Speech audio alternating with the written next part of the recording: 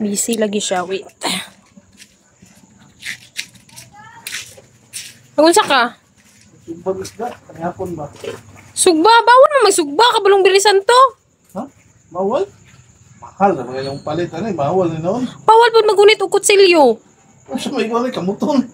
Ay kung bawal lang masamad. Basta bilisan to. Bawal magsugba. Kay talong tumon. Imong naong anang... Wala ka kabalo anak ng mga tinuuhan. Bawal magunit og kutsilyo. Kay masamad ka. Dugay maayo. Iba na ito ay. Ay, ambot sa imo oy. Bahala gud kay kung mutuo ka o dili basta bawal na magsugba.